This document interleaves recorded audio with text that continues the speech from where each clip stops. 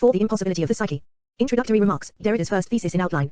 Addressing Freud's theoretical exposition of the psychical apparatus, Derrida proposes on the one hand that Freud's theorization in both content and structure moves increasingly toward a radically uneconomic archiving or difference, so subverting the dominant Cartesian commitment that shapes conceptions of the psyche in Western philosophers. 1. This commitment may be understood in terms of the relation between nem, anamnesis, and hypomnema. 2. Nem, living memory designates a place of storage in the flesh lacking intrinsic agency. It belongs with a constellation of concepts related to nature, passivity, materiality, extension, blind force. The power of anamnesis, the revivification of memories through conscious recall, therefore, is attributed to a conscious agency external to nem and essentially different from it. Anamnesis belongs with a constellation of concepts related to spirit, the spoken word, and other traditional figures of life, activity, intentionality, spontaneity. Ostensibly, subjective awareness, as simple, conscious, present perception of the thing itself. 3 is first on the scene, registering impressions and experiences, which are only then laid down in memory and stored for future reactivation. Finally, the psyche proper divided between nem and anamnesis may be extended artificially by various recording and archiving machines. It may be supplemented by hypomnesic devices, or external prostheses, condensed in the figure of writing, a traditional figure of death. Derrida argues that Freud, in contrast, made it possible to think of the psyche as an active process of inscription or encryption, archivization, psychic spacing or synthetic processing, that, in his words, cannot be reduced to memory, neither to memory as conscious reserve, nor to memory as rememoration, as act of recalling. The psychic archive comes neither under nem nor under anamnesis, for as he demonstrates, the implications of this are incalculable, for Freud here risks the traditional borders between the figures of life and death, whose order of priority is figured in the privilege accorded to the first term in dichotomies such as internal/external, originary/secondary, mind/machine. Indeed, he argues, Freud's incessant and increasingly radical invocation of the principle of difference 5 pushes his thinking past the metaphysics of presence beyond either positivism or phenomenology, toward a rethinking of the psychical apparatus along the lines of what can be offered for thought under the nickname difference. On the other hand, Derrida also calls attention to discrepancies due to residual metaphysical commitments that belie Freud's radical insights. These, paradoxically, confirm the very reduction of psyche to nem and anamnesis that the other side of Freud's thinking has already subverted. Although it should, his modeling of the psychic apparatus does not ultimately divert him from the classical metaphysical gesture of sharply separating technical archiving devices, such as writing in the ordinary sense, from the psychical archive, or, as Derrida puts it, holding the technical prosthesis to be a secondary and accessory exteriority and maintaining a primacy of live memory and of anamnesis in their originary temporalization. 6. In other words, he sees the living psyche as prior to and constituted independently of the dead prosthesis, or the technological apparatus that merely records events. Derrida shows that Freud as a result faces insurmountable difficulties associated with establishing where the so-called living psyche ends and the supposedly dead archive begins. Consequently, if his theoretical exposition of the psychical apparatus ought to forbid this, psychoanalysis, in its archive fever, always attempts to return to the live origin of that which the archive loses while keeping it in a multiplicity of places. 7. Freud still dreams of a psychoanalytic archaeology, of returning, via the archive, to the proper origin of an original impression, at which point the archive is in effect effaced, transparent, redundant. Here, then, after the rising memory, in its economic sense of active synthetic processing, as the irreducible essence of the psyche, 8. Freud paradoxically reduces the archive to a mere supplement, a secondary, dead, and external ladder there only to throw away once the analytic goal has been reached and the original impression comes alive and speaks by itself. 9. 120 Derrida lays the basis for this two-part thesis in an earlier essay, Freud and the Scene of Writing, in which he studies Freud's theoretical modeling of the psyche from the Project for a Scientific Psychology, 1895, through the Interpretation of Dreams, 1900, to the Note upon the Mystic Writing Pad, 1925. 10 Following the paths of two serial metaphors, text and machine 11, which describe respectively the contents/functioning of the psychical apparatus and its structure, Derrida notices a strange progression in each series whereby from a system of traces functioning according to a model, which Freud would have preferred to be a natural one, and from which writing is entirely absent, we proceed toward a configuration of traces which can no longer be represented except by the structure and functioning of writing. 12 However, the movement toward writing is not parallel. If Freud describes the content and function of the psychical apparatus in terms primarily associated with writing, he describes its structure in topographical or spatial terms. It is only by analogy with the mystic pad that the apparatus finally becomes, in Derrida's words, a writing machine of marvelous complexity into which the whole of the psychical apparatus will be projected. 13 Here, long disjointed and out of phase, the two series of metaphors will then be united. 14 Why should the vicissitudes of Freud's metaphorical investments matter?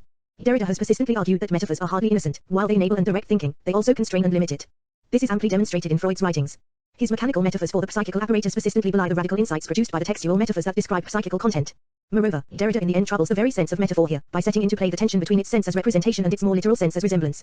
Drawing out the implications of Freud's metaphorical investments, Derrida emphasizes the ambivalence of Freud's legacy born of a tension between his courageous theoretical openness and the residual Cartesian commitment.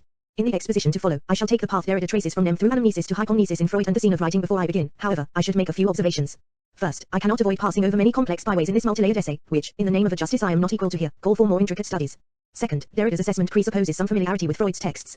Without this background, his already complex arguments become dishearteningly opaque. At various points, therefore, I 121 have tried to lay out the essentials of the Freudian models under discussion.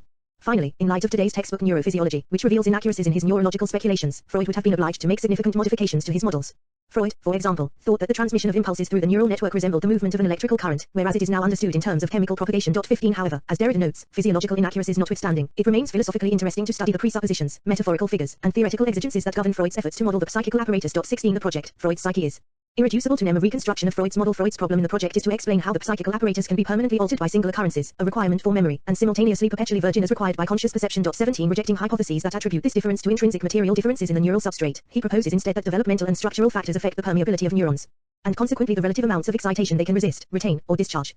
For Freud, then, nervous tissue forms a single system, whose functioning is divided into primary and secondary levels. 18 The reflex arc, obeying the principle of inertia, describes the primary function. Neural excitation from sensory stimuli immediately discharges itself fully in motor activity. In contrast, the secondary function involves the effort, work, labor, of securing discharge for endogenous stimuli through independent, specific, rather than reflex, actions. 19 Because the secondary function necessitates a delay between stimulus and action, he hypothesized that the nervous system must abandon the principle of inertia for that of constancy. It must accumulate and retain a constant, basic, optimum level of cathexis, neural excitation or energy, to meet the demands of specific actions. Since neurons receive excitation through dendrites and discharge it through axons, their structure, he thought, accords well with the requirements of both primary and secondary functions, for the accumulation of excitation in the neurons required by the secondary function could be explained in terms of contact barriers, synapses, between interconnecting neurons, which can be understood as gateways that resist incoming excitation and outgoing discharge. 2122 Freud, therefore, thought he could resolve the apparent paradox that the passage of excitation must both permanently alter the neurons and leave them uninfluenced, by positing two classes of neurons. 21 The first class consists of relatively permeable neurons, serving perception, which allow excitation to pass through as though they had no contact barriers and which, accordingly, after each passage of excitation are in the same state as before. The second class consists of relatively impermeable neurons, where resistance in the contact barriers makes the passage of excitation difficult or partial. This partial passage explains how these neurons may, after each excitation, be in a different state from before. It makes sense, then, that these neurons would be the vehicles of memory and so probably of psychical processes in general. 22 These are, moreover, arranged in three neural systems. Underscore designates permeable or perceptual neurons. Underscore designates impermeable or psychical / mnemic neurons, given that permeability and impermeability are never absolute, and, underscore designates consciousness. I have named these systems throughout as a perceptual system, the psychonemic system and consciousness. Freud goes on to argue that the neurons constituting the perceptual system due to their permeability are not affected by the magnitude of the excitation passing through them, but respond to its quality, olfactory, tactile, visual, etc. Further, the neurons that constitute the psychonemic system, in direct contrast with the permeable neurons, are affected only by the magnitude of the excitation passing through them, not by its quality. Memories, he insists, are essentially devoid of sensory quality. His model therefore demands an explanation of the effect of repetition on our mnemic capacities in terms of pure quantities of force. We know that solving a complex equation, for example, may be difficult the first time. But, solving the same equation again, even a few months later, is much easier, and solving it a third time the very next day is the least difficult of all. Further, solving a similar equation on first encounter is easier than solving the very first one. Solving an equation that is not similar but is nevertheless still an equation is easier on first encounter than solving the very first one. But these computational efforts will not make it easier to learn to ride a bicycle. As noted in the first chapter, diverse stimuli affect the psychonemic system from various sources. Contact barriers, Freud speculated, incorrectly, allow for energy storage, which, in turn, offers some degree of resistance to excitation, tonic cathexis. If impulses from external sensations and endogenous stimuli are to register here, they must be strong enough to overcome such resistance or, that is, break down contact barriers, and, so to speak, fill up the psychonemic neurons with freely mobile 123 cathectic energy which is associated with heightened tension. In accordance with the pleasure principle, heightened tension in the system is registered as unpleasure and its binding or conversion into tonic cathexis, the process by which memory traces are forged and retained, which brings relief registered as pleasure, becomes a priority. This binding occurs as an outward passage that again breaks through barriers, tracing an associative pathway through the system toward discharge. His incorrect physical speculations aside, Freud correctly understood that the psychonemic system registered and retained discrete traces, or sensory fragments, and that discharge is a matter of forging links between tracery-tining neurons. Contemporary neurophysiology estimates a figure of 10,000 or more connections per neuron. 23 In other words, to form perceived memories these traces require synthetic processing, literally remembering or articulation, to form the projections that will eventually be presented to consciousness. Proposed as a theory of Barnung, facilitative breaching, in the psychonemic system. 24 Freud argues that the force of this effraction alters the contact barriers in its wake, leaving them more capable of conduction, less impermeable. A scar or trace, then, remains as a permanent neural pathway, an acquisition that, in turn, facilitates the passage of similar stimuli but still resists different or novel stimuli. Memory, then, on his account, as an active system of synthetic processing, would be one of the powers which determine and direct the outward pathways of excitations. 25 Different pathways are traced in three possible ways. First, large quantities of excitation under particular circumstances tend to batter the related series of connected neurons into further permeability, thereby reinforcing those pathways and not others. 26 Second, excitation does not occur as a uniform flow through a neuron but may selectively trace alternative pathways through any of its multiple contact barriers. Differences in facilitated pathways through the interconnected network of neurons, then, can be attributed to varying levels of resistance at the synapses, for Freud adds that the simultaneous cathexis of adjacent neurons affects the contact barriers between them and may reinforce or compete with paths offered by other contact barriers. 27 Leaving aside for now the difficulty of seeing why one or another pathway should be preferred on any purely quantitative account of facilitation, it is notable that memory can only operate insofar as there are differences between facilitations. Already in the project, then, as Derrida puts it, quantity becomes psyche and mnem through differences rather than through plenitudes. 28 Finally, consciousness, Freud argues, is a matter of pure quality to the exclusion of quantity, besides a minimum tonic cathexis. In his words, 124 consciousness gives us what are called qualities, sensations which are different in a great multiplicity of ways and whose difference is distinguished according to its relations with the external world. Within this difference there are series, similarities and so on, but there are in fact no quantities in it. 29 Clearly, the seat of consciousness is not to be found in the psychonemic system, since the process exclusive to this system, reproducing or remembering, is without quality. 30 Consciousness is something not inherent in, but added to, the processes in the psychonemic system. 31 Freud considers placing the seat of consciousness in the perceptual system. However, while this accords with the fact that qualities are linked with sense perception, he rejects the idea that consciousness is reducible to perception, which is a primary function operating according to the reflex arc, and favors seating consciousness in the upper stories of the nervous system. 32 If the only alternative, then, is to posit a third neural system, we immediately meet with a difficulty. 33 Given that the permeability of the neurons is the result of constant battering by excitations of high magnitude, Freud argues that the almost total exclusion of quantity in the consciousness system would leave the neurons constituting consciousness highly impermeable. However, he continues, this is contradicted by the mutability of conscious content, the transitory nature of attention, and the easy linking of qualities simultaneously perceived, which is compatible only with complete permeability of the neurons and total restoration of their former state. Here we face complete facilitation, which does not arise from quantity. There must, therefore, he speculates, be more to the passage of excitation than the transference of quantity. It must have another characteristic, namely periodicity, frequency. Further, the contact barriers must resist the transference of quantity but not periodicity. Thus, we can say that the neurons of consciousness do not respond to quantities of excitation but appropriate the period of the excitation. In his words, this state of being affected by period while filled with a minimum cathexis is the fundamental basis of consciousness. Freud's model undergoes various modifications as he tries to accommodate these specifications to his fundamental quantity/quality division. What emerges finally is the following 34 in the perceptual system, which by nature involves consciousness. The neural paths from sensory organs directly to consciousness do not conduct quantity at all, but they encode differences, qualities, by matching them precisely to different periods, frequencies, of neuronal motion. 35 This transmission of quality, encoded as periodicity, is not durable, it leaves no traces behind and cannot be reproduced in the absence of the actual stimulus. The paths from internal 125 sources, by nature unconscious, for example, instincts, do not directly affect consciousness but first pass through the psychonemic system, which conducts only differences in quantity. There is neuronal motion here, but it remains constant and therefore monotonous in character, that is, without quality. The two-way transmission between consciousness and the psychonemic system presents difficulties. First, Freud places the neurons of consciousness between the perceptual and psychonemic systems, so that the perceptual system transfers its quality to consciousness, which, in turn, somehow, transfers neither quality nor quantity to the psychonemic system but merely excites this system, that is, indicates the pathways to be taken by free energy. Second, while certain psychonemic processes themselves remain unconscious, they do subsequently acquire a secondary, artificial consciousness through being linked with processes of discharge and perception, speech association. However, his explanation, namely that deviations from the monotonous psychical period that is specific for the psychonemic neurons come to consciousness as qualities, presents clear difficulties in relation to his initial division of these systems along the lines of a quantity/quality opposition. Freud remained eternally dissatisfied with his attempt to map the structure of psychical functioning onto a neural substrate and soon gave it up, conceding that the science of neurophysiology was, at the time, not up to the demand. 36 Derrida's response. Broadly speaking, Derrida's response to the model outlined in the project turns on the difficulties for Freud that arise from the irreducible mutual implication of the notions facilitation, repetition and periodicity. If Freud aims to reserve facilitation, linked to quantity, for the psychonemic system and exclude time, periodicity, from it, and conversely, to reserve quality for the perceptual system and exclude facilitation from it, then introducing a third system to explain consciousness produces entanglements that sabotage these aims. His model runs into difficulties because it depends on a conceptual division between quantity and quality that, due to the entanglement of the three notions just listed, cannot be made decisively. Derrida notes that it is already tricky to explain facilitation in terms of pure quantities of force if, as he puts it, trace as memory is not a pure breaching that might be reappropriated at any time as simple presence, it is rather the ungraspable and invisible difference between breaches. For how is a path selected, all forces being equal. 37 Implicitly, then, if the 126 power within the psychonemic system to determine pathways of discharge for endogenous excitation, in dreams, for example, does not reach the transparency of meaning, it nevertheless involves the delay of selective activity that cannot entirely be reduced to the opposite of meaning, namely the opaque mechanics of natural forces. Further, difficulties arise concerning the role played by repetition in reinforcing facilitations. Repetition of the same stimulus should not contribute to the further weakening of contact barriers that leads to increased permeability, for, as he notes, frequency, periodicity, supposedly adds no quantity of present force, no intensity, yet repetition does have the power of breaching. The more often a stimulus is repeated, the clearer and more permanent the memory trace, and Freud acknowledges that the frequency of repetition supplements the magnitude of an impression. But, Derrida argues, what supplements its breaching force, then, is not pure quantity but a measure of an absolutely heterogeneous type, periodicity, the diastem that separates discrete repetitions. In short, Freud cannot explain the breaching power of repetition in the psychonemic system without recourse to the very measure of quality that he has already excluded from it. Derrida concludes that neither the difference between full quantities, nor the interval between repetitions of the identical, nor breaching itself, may be thought of in terms of the opposition between quantity and quality. Memory cannot be derived from this opposition. 38 These difficulties are merely compounded when Freud, adumbrating what comes out explicitly in Beyond the Pleasure Principle, explains facilitation not only in terms of the movement of differential forces but in terms of deferral, or, in Derrida's words, as the effort of life to protect itself by deferring a dangerous cathexis, that is, by constituting a reserve. 39 Freud explains that the psychonemic system is breached repeatedly due to the exigent stresses and pains of everyday living. Although it aims to avoid the burden of excess excitation, by immediate discharge through existing facilitations, it is regularly compelled to deal with the overflow by deferral, that is, by deferring excesses through the detours of side cathexis, in the process enlarging the system's capacity. This excess, therefore, is the very condition of its growth and development, that is, its life. In its development, it manages the excessive cathexis from traumatic breaches, which, in extreme terms, would mean death, by incorporating them, that is, by repeating or copying them as new facilitations. Thus, when resistances are again overwhelmed, threatening excitations, from surprise or pain, for example, may again be deferred along the defensive detours of newly formed paths in an effort to attenuate the threat of overload and facilitate the most expedient discharge. 127 Here, one might assume that facilitation is the process by which repetition happens to an initial perceptual impression in the standoff between two opposing present forces, external stimulus and psychonemic resistance. A facilitation would represent the track of footprints left behind by an initial perceptual impression, marking out a path in the psychonemic system for future use. Facilitation, in short, would be the secondary repetition of an initial impression. However, if Freud's theory of facilitation is pressed, Derrida argues, difficulties arise that unsettle this priority of perceptual presence over archival repetition. 40 Facilitation, as Freud insists, presupposes an initial resistance in the psychonemic system. But, even without posing the problem of where the initial resistance originates, of phylogenesis and of hereditary breaches, it is already impossible to establish whether it is originally the repetitive forces of perceptual impressions that produce the differential resistances in the psychonemic system or whether it is originally the resistances that predate and enable the repetition.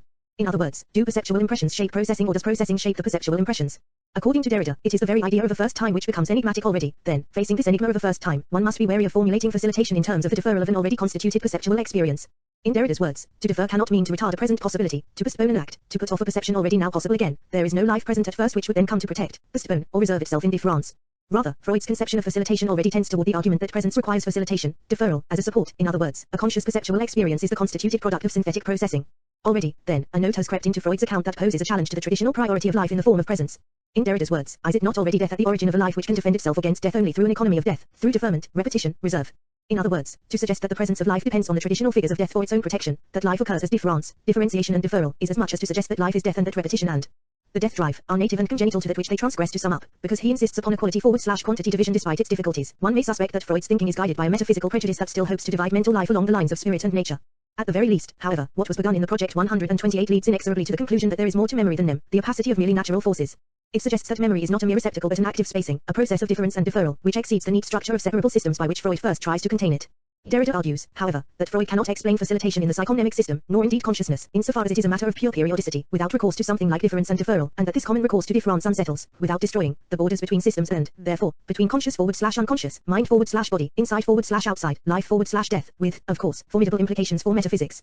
Freud, in fact, very soon begins to rethink the entire system of the Project 41 of interpretation of dreams. Freud's psyche is irreducible to anamnesis. Freud's reconception of memory as a stratified system of at least 3 powers of registration and transcription in his interpretation of dreams continues a transition from the neurological to the psychical. 42 begun in a letter to Flies. 43 If I could give a complete account of the psychological characteristics of perception and of the 3 registrations Freud announces in this letter, I should have described a new psychology briefly. He argues that the first essentially unconscious registrations of sensory stimuli in the psychomnemic system, arranged according to associations by simultaneity, are subsequently retranscribed by the different unconscious and preconscious powers of primary and secondary processing, according to relations described more fully in the interpretation of dreams as condensation, displacement, considerations of representability, and censorship. The novelty of this conception, he insists, lies in the thesis that memory is present not once but several times over, that it is laid down in various species of indications. Importantly, each of these synthesizing powers can subject the material present in the form of memory traces to a rearrangement in accordance with fresh circumstances, to a retranscription, the work of the psychomnemic system. In other words, here becomes decidedly more than a process of registration. It becomes explicitly a matter of encoding and of translation between a number of agencies arranged in a series one behind the other. 44 Freud's more complex account of the psychomnemic system is developed in the interpretation of dreams, where, taking his cue from the 129 dream work, the processes by which dreams are constructed, or written, he supports his method of dream interpretation with a description of psychical functioning as label. Notably, this elaboration gains in significance in light of his claim that the interpretation of dreams is the royal road to a knowledge of the unconscious activities of the mind. 45 Again, the study of dreams may be considered the most trustworthy method of investigating deep mental processes. 46 Here, concerning content in the psychomnemic system, Derrida notes, trace will become gram, an element in a system of writing. 47 Further, if dreams play themselves out in a scene of writing, this is not, he insists, a writing which simply transcribes, a stony echo of muted words, but a lithography before words, metaphonetic, non-linguistic, alogical concerning psychical function. Therefore, the region of breaching will explicitly become a ciphered spacing. However, he argues, Freud attempts to map this content and functioning onto a conception of the psychic apparatus in its structure that lags behind his conception of the psychic text in its fabric. 48 This, he shows, paradoxically rewinds Freud's thinking to a metaphysics he has already subverted. The dream work. According to Freud, dreams cannot be reduced to illusions formed from impressions made indistinct by sleep. 49 Because these impressions are sometimes subjected in dreams to the most peculiar and far-fetched interpretations, he argues, there must be other, predominantly mental, factors that determine what memory images are activated in dreams. He therefore rejects attempts to explain dreams in purely positivistic terms, in favor of the popular belief that dreams are the result of significant mental work, and that their meanings, while cryptic, can be interpreted. 50 But he is not uncritical of this popular tradition. 51 He rejects a symbolical method of interpretation, which, as Derrida puts it, treats dream content as an indivisible and unarticulated whole, for which a second, possibly prophetic whole may be substituted. 52 He prefers the decoding method found in dream books, since it treats dreams as a kind of cryptography. Here, discrete elements, signs, can be translated independently into other signs having a known meaning, and significance arises from the associative links between such elements. But he rejects the idea that the translation of one element into another can always occur according to the permanent code proffered by this or that dream dictionary. Also, as Derrida notes, popular methods of interpretation exhibit an excessive preoccupation with content, and an insufficient concern for relations, locations, processes. 130 and differences. 53 For Freud, in contrast, the manifest content of the dream has far less importance than the latent network of dream thoughts, uncovered in its analysis, that form its associative context. The dream thoughts and the dream content, Freud notes, are like two versions of the same subject presented in different modes of expression, and the dream work describes the character and syntactic laws of the processes by which dream thoughts are translated into dream content. 54 First, he insists, dreams are brief, meager and laconic in comparison with the range and wealth of dream thoughts, since only a few elements from the dream thoughts appear as dream content. Any element is chosen for the extent to which it can be overdetermined, that is, loaded with multiple meanings which allude to a whole series of other figures. As he later adds, such condensation operates mainly by constructing collective and composite figures. 55 Imagine, for example, the figure of a satyr whose face incorporates a husband's mouth and a father's eyes. Through condensation, Freud argues, the dream thought may be reduced to a minute, single detail that marks its essence. 56 In dream displacement, by contrast, the essence of the dream thought may not appear in the dream at all. 57 Displacement works both to reduce the intensity of certain elements and to create new values from elements that carry low psychical value. In consequence, a transference and displacement of psychical intensities occurs in the process of dream formation. Displacement, a major player in dream work, brings about the differences between dream content and dream thoughts and the distortion of unconscious dream wishes. Besides condensation and displacement, Freud names 2 further determinants of the dream content. First, if in the dream work, a colorless and abstract expression in the dream thought is exchanged for a pictorial and concrete 158, then considerations of how to represent dream thoughts in images undoubtedly influence the choice of elements that constitute the dream content. Since the dream work does not have the immediate means to represent logical relations, if because just as although either or etc., it tends to represent subject matter rather than connections. 59 Also, among the subsidiary thoughts associated with the essential dream thoughts, the choice will fall to those most easily represented visually. But, he argues, exploiting the graphic and phonic materiality of words, the dream work does not shrink from the effort of recasting unadaptable thoughts into a new verbal form, even into a less than usual one, provided that the process facilitates representation. 60 Finally, elements in dreams only appear subject to secondary revision or censorship. 61 For Freud, criticism within a dream, for example, the critical remark "this is only a dream," is evidence that an agency beyond that responsible for primary processing may contribute to the dream content. In 131 his words, the censoring agency, whose influence we have so far only recognized in limitations and omissions in the dream content, is also responsible for interpolations and additions in it. Such secondary revision is aimed at making a dream coherent, although it does not often or wholly succeed. Those dreams that exhibit the most coherence are, for him, dreams which might be said to have been already interpreted once, before being submitted to waking interpretation, that which finally appears in consciousness as a dream is above all discontinuous. Consciousness skips from node to node along a chain of associations, whose intermediate links are recognizable only upon reflection and with varying degrees of difficulty, for there are unconscious diversions in the chain of associations, due to the 4 factors just outlined, which substitute disguised references to unconscious wishes for fairly obvious associations. By this means, the fulfillment of an unconscious wish is hallucinated in a dream without that wish first becoming conscious. Dreams, Freud warns, are not made with the intention of being understood. Nevertheless, concerning the art of dream interpretation, which involves a restoration of the connections which the dream work has destroyed. 62. He insists that dreams present no greater difficulties to their translators than do the ancient hieroglyphic scripts to those who seek to read them. 63. First reading, Economics of Anamnesis, Translation and Interpretation. The dream work supports the idea that the scene through which dreams regress, old facilitations, is a scene of writing in the broad sense of encryption, encoding, and substitution. In Derrida's words, Freud doubtless conceives of the dream as a displacement similar to an original form of writing which puts words on stage without becoming subservient to them, and he is thinking here, no doubt, of a model of writing irreducible to speech which would include, like hieroglyphics, pictographic, ideogrammatic and phonetic elements. 64. But this does not necessarily spell a radical departure from the metaphysics of presence, for even if Freud acknowledges that in the production of a dream the displacements of an originary writing precede its reduction to logical coherence and discourse, it is still the verbal and logical that prevail at both the origin, the dream thought, and the telos, the dream interpretation. In their logical structure, Freud argues, dream thoughts are no different from waking thoughts. 65. Their distinctiveness lies only in the fact that they have been repressed for some reason, for example, their perceived moral unacceptability or 132 upsetting affective charge, beyond the reach of intentional conscious recall. The dream work, the character and syntactic laws of which have emerged in the course of comparing the original and the translation, becomes a process of transcription that converts abstract latent thoughts into pictographic manifest content. 66. From this it would seem that a verbally articulated meaning is already there and that the dream work merely translates it, through identifiable means, from a verbal to a pictographic mode of expression. At first blush, therefore, there appears to be nothing in the dream work that in principle belies the reversibility by which the analytical work of dream interpretation, anamnesis, translates dream content back into the dream thoughts that underpin it. In short, if the displacements of an originary writing merely amount to a codified process of transcription or translation, anamnesis can still prevail, in principle, as a telos. Second reading, the impossibility of translation. However, on the other hand, and here is the most radical form of the Freudian break with tradition, Freud insists that there is no pre-existing code governing how the dream elements might properly or meaningfully be related. There is no code to govern the substitutions according to which associations, condensations, displacements, representations, and omissions are made by the psychonemic system in the construction of a dream. Rather, as Derrida puts it, in its operations, lexicon, and syntax a purely idiomatic residue is irreducible and is made to bear the burden of interpretation in the communication between unconsciousnesses. The dreamer invents his own grammar. 67. Because of this idiomatic residue, a single image or figure in a dream bears multiple meanings that are, certainly, different for different people but also at variance in the same person. Meaning, in short, is overdetermined by idiomatic residues that resist complete interpretation.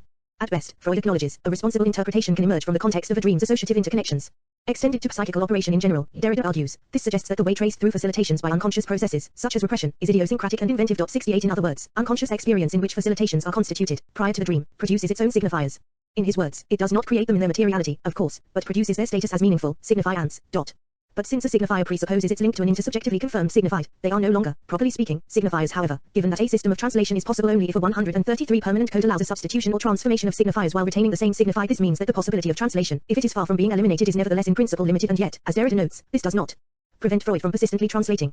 One must not forget that Freud never stopped proposing codes, rules of great generality. This discrepancy is a symptom of residual metaphysical commitments on Freud's part, but, as Derrida's reading suggests, these should not blind one to the extent to which Freud's thinking has moved toward the thinking of difference. While Freud does not resist the temptation to venture a discussion of typical dream elements, he nevertheless stipulates essential limitations. 69. The most important of these for Derrida concerns the transition by which unconscious thoughts become conscious via the preconscious. 70. Whether speaking of the dream work or other psychical processes, he argues, the danger of describing this transition as mere translation is that it presupposes a text which would be already there, immobile, whose signified content might be harmlessly transported into the milieu of a different language, that of the preconscious or the conscious. But in the last chapter of the interpretation of dreams, he notes, Freud insists that this transition is not transcriptive in the sense that it generates a second conscious thought alongside the original unconscious one. Implicitly, in his words, the conscious text is thus not a transcription, because there is no text present elsewhere as an unconscious one to be transposed or transported. There is no unconscious truth to be rediscovered by virtue of having been written elsewhere. There is no text written and present elsewhere which would then be subjected, without being changed in the process, to an operation and a temporalization which would be external to it. The unconscious text is already a weave of pure traces. In other words, the unconscious text would consist of unarticulated wishes, urges, desires, intuitions, notions. These terms are too definite, that are only made concrete, that is, produced as definite, conscious events, through psychical work as hallucination and, later, verbal articulation.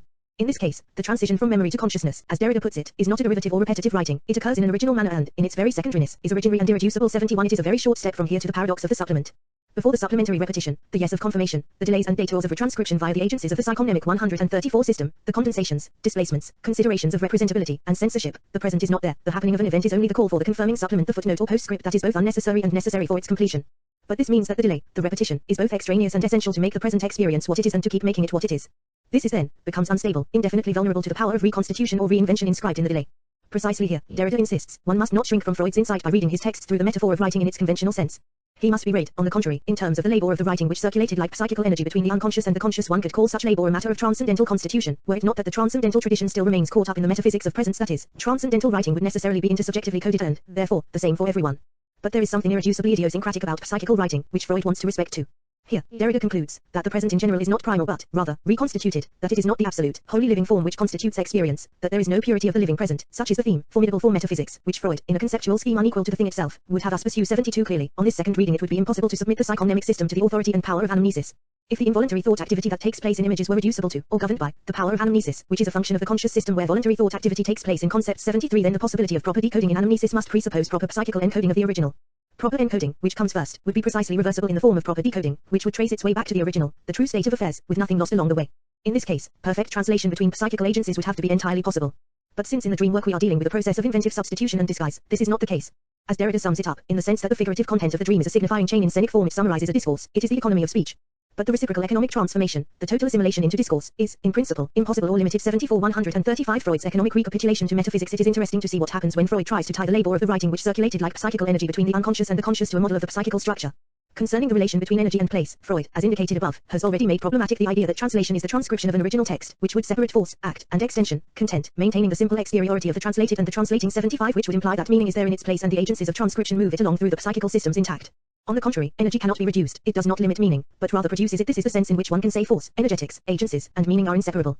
And yet, Derrida argues that Freud's considerations of structure, which take the metaphorical form of an optical machine 76, will imply precisely the opposite conclusions to the ones just outlined.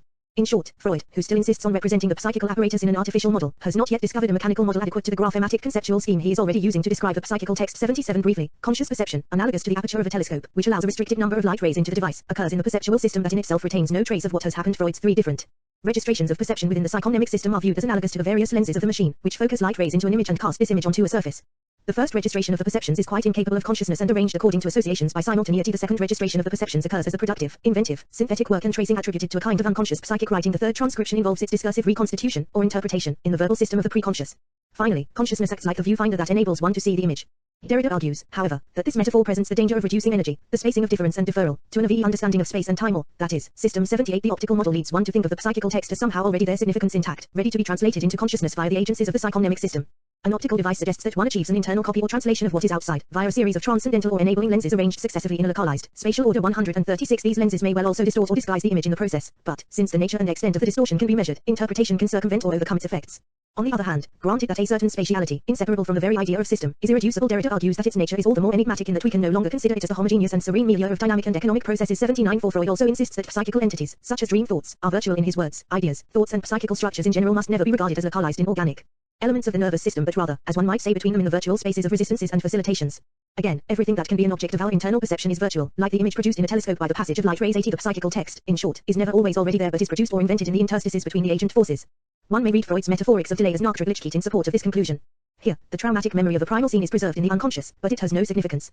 It is only under certain circumstances, that is, after a delay, in this case, after the physical and psychical maturation of puberty, that the primal scene becomes what it is. Granted that there is in principle no limit to such Nachtraglich constitution. In other words, it is the active force of the energies forward/agencies at work in the psychonemic system that produces, after the fact, the significance of this trace. The work of the psychonemic system, then, cannot be understood in terms of the topography of various discrete systems, which act differently on material traces always already there in their full significance. Admittedly, Freud argues that these agencies are not necessarily organized spatially, but temporally. 81 However, Derrida notes that this specification changes little about the difficulties already raised, for this argument makes the supposed timelessness of the unconscious enigmatic. Freud has argued that the unconscious is timeless, but this would have to be the case only insofar as he identifies time with phonetic time in a way that already makes time problematic as a measure for differentiating unconscious and conscious systems. Phonetic time would designate the abstract, logical sequence of preconscious and conscious processes. Here one present now point follows another in irreversible succession, which would tend to repress all but a dominant, progressive line of connection. Presumably, then, the unconscious processes are timeless because they work like hieroglyphics, in terms of connections that do not 137 follow on from one another in a progressive line. But according to Derrida, this spacing out of meaning is not a matter of timelessness. Here, he argues, there is synopsis, not stasis, not timelessness. 82 But then again, this synoptic temporality of the unconscious processes does not, in turn, accord with the phonetic time of the optical machine just described. In short, whether Freud views the unconscious processes as timeless or in terms of a temporality different from that of linear succession, his model, understood in terms of phonetic time, conflicts with its subject. These conflicts, then, represent the dangers of trying to understand energy within the Navi metaphorics of space and time inherent to the spatio-temporal system of an optical machine. Derrida argues that it becomes necessary, without abandoning the concepts of space, time, and system altogether, to rethink the topology of Freud's non-transcriptive, inventive, or productive writing. It might make more sense to see the psychic apparatus itself as a writing machine, but one may in the end have to rethink the machine metaphor. To sum up so far, Freud's conjectures concerning facilitation in the project oblige him to attribute some kind of agency to the unconscious system. However, this obligation, with its economic implications, remains incompatible with the quality/quantity distinction of an artificial model by which he still appears to reduce psyche to nim.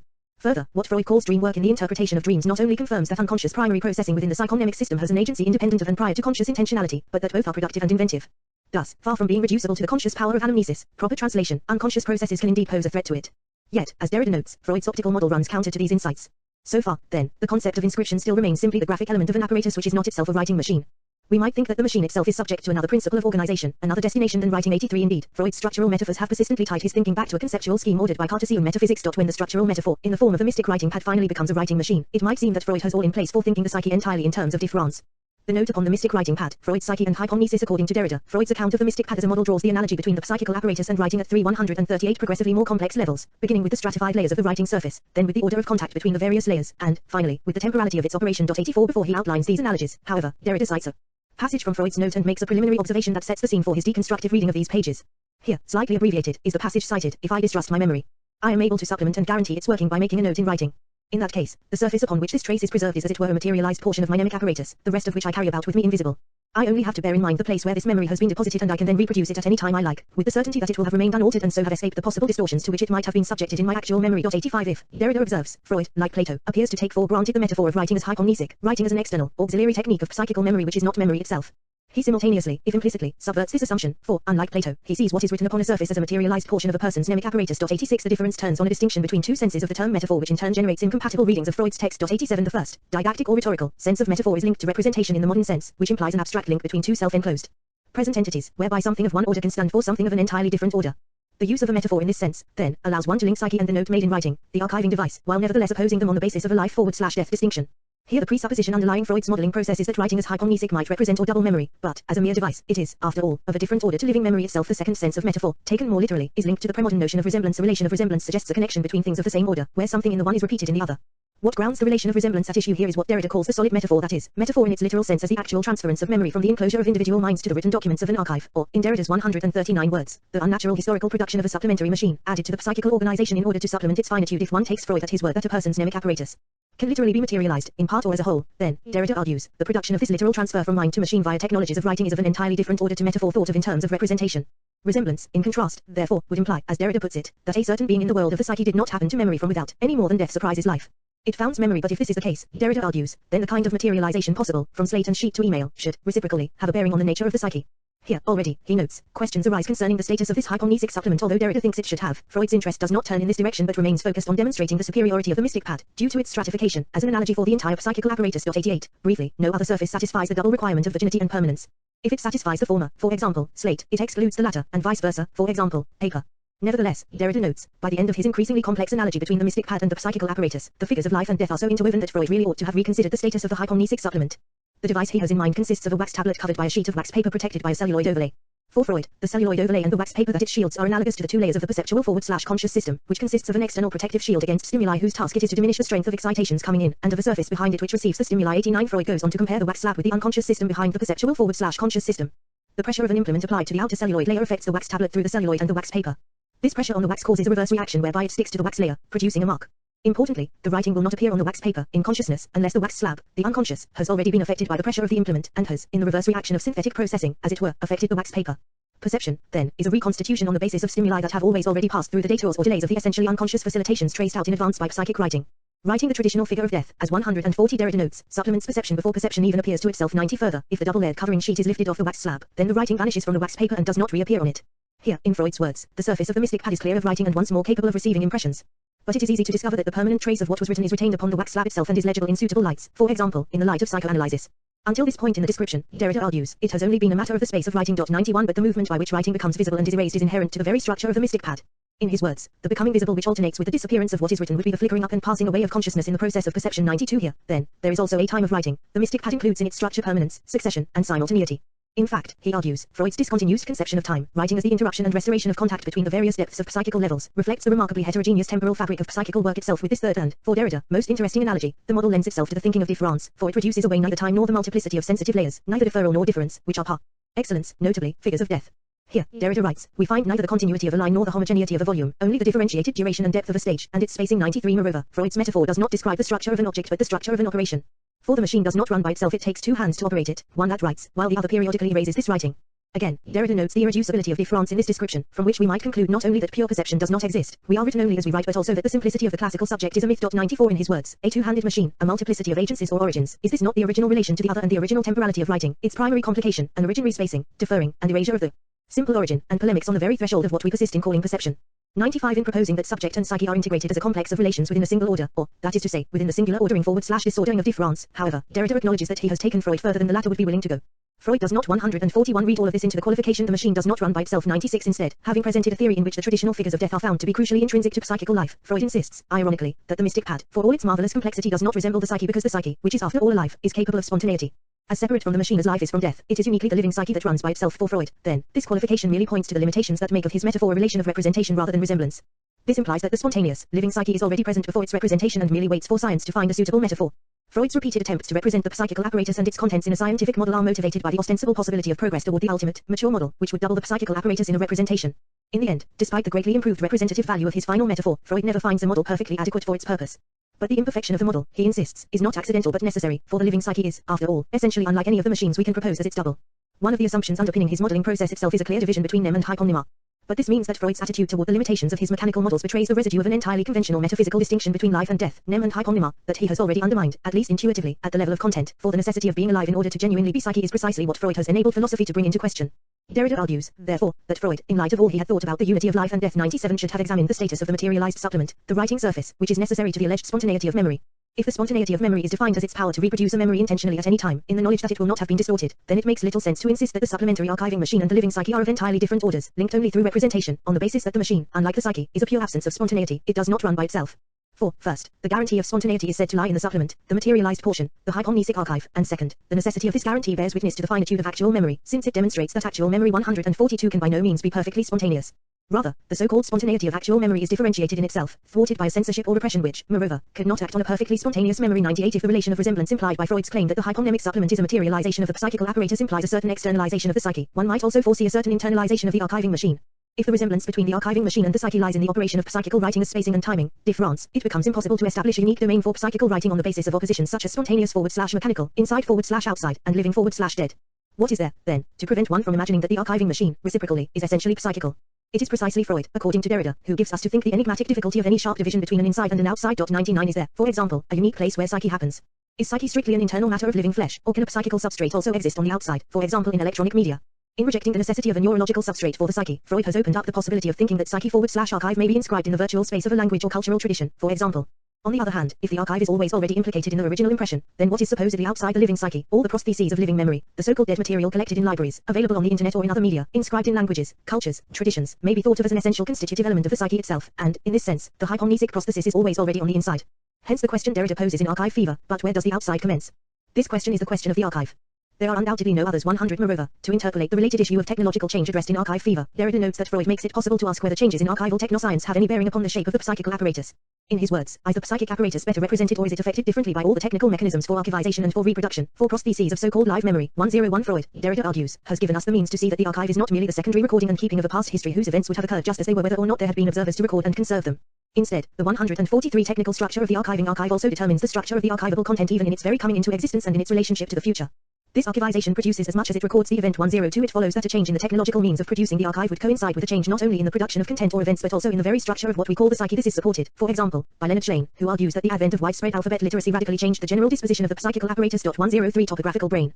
Specialization underpins the argument that the predominance of brain activity in a certain area, particularly if it is regularly repeated, would amount to training, development, and reinforcement of neural paths in that area. Once developed, we have a tendency to rely on these paths, or modes of processing, at the cost of others. Schlein argues that learning to write, in the ordinary sense of the term, because it amounts to a powerful and regular training program for the brain's left hemisphere, shifts the brain's disposition toward the modes of processing characteristic of this hemisphere. As a consequence of alphabet literacy, the brain's disposition, having first relied on modes of processing characterized by Freud's primary process, shifts dramatically in favor of the secondary process. Derrida poses a related question: do the archival machines of today, of which Freud could hardly have dreamed, change anything essential in his discourse? 104 Derrida invites one to consider the difference between traditional letter writing and email correspondence, which far more readily embraces a possibility, the radical destruction of the archive, that Freudian psychoanalysis opens up but also resists. 105 Letters between notable scientists, for example, those collected and immortalized. Texts of the Freud-Flies correspondence are carefully worded documents, written with an eye to their future preservation in an archive. Email correspondence, by contrast, is predominantly written to be deleted, quickly, carelessly, and in abbreviation. As easily produced as eradicated, it circulates in an ephemeral electronic medium that, globally everywhere, universally open in principle, has no proper place and no archon. 106 Email, then, more readily than traditional correspondence by letter, incorporates the notion of archivization as process rather than place. Derrida might arguably have been overimpressed by the ephemerality of this medium, but the point of the example remains valid. If technological upheavals can engender changes in the disposition of the psychical apparatus, then it becomes impossible for science still to envisage the psyche as a stable apparatus with essential, universal characteristics, already and inherently possessed by individuals, which can be represented in a model. As Derrida puts it, 144 it would be a question no longer of simple continuous progress in representation, in the representative value of the model, but rather of an entirely different logic which emphasizes the irreducibility of the figures of death in an account of the psychical apparatus and which sees in writing in its broadest sense, the stage of history and the play of the world. 107 The impossibility of the archive properly speaking points toward other texts by Derrida, where all the associated difficulties that make Freud's conception of the psychical apparatus enigmatic are condensed and repeated in questions concerning the very possibility of an analysis of the psyche.